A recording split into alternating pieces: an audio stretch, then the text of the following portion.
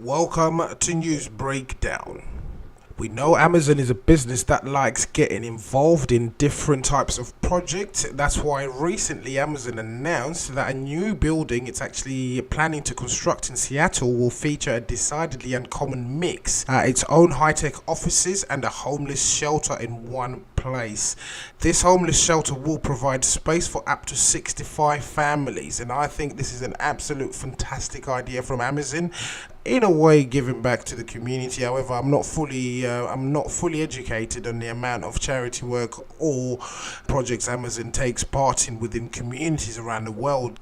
The company said it will donate more than 47,000 square feet of its own space, or about half of its new 60-story building, to Mary's Place, which operates several family shelters in and around the US. Last year, Amazon invited Mary's Place to set up a shelter inside a former travel lodge it actually owns. That building will be torn down, but its replacement will include a permanent shelter with room for about 200 homeless women, children and families. Homelessness is a huge problem in Seattle and all around the world, where tent cities have actually sprung up under interstates and highways, we call them over here in the UK. Seattle had the third largest population of homeless people last year in the US. A report from the US Department of Housing and Urban Development counted 10,730 homeless people in Seattle and King County in 2016. Washington had the second highest total increase in homeless people, which is 1,408 between 2015 and 2016, according to the report. Seattle's leaders declared a homelessness state of emergency in 2015. The Seattle Times reported that the city's mayor called homelessness a human tragedy seldom seen in the history of their own city.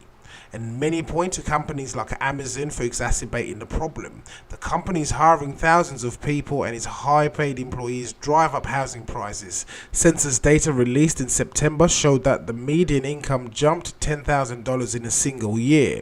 Over the years, Amazon has been criticized for trailing the city's other major companies' philanthropy. In 2012, the Seattle Times did the numbers on corporate giving to United Way of King County. Microsoft made a corporate donation of $4 million, it actually reported. Boeing gave $3.1 million, Nordstrom nearly $320,000, and Amazon.com $0 in that time. The newspaper went on to say that Amazon cuts are astoundingly low in profile in the civic life of its own hometown.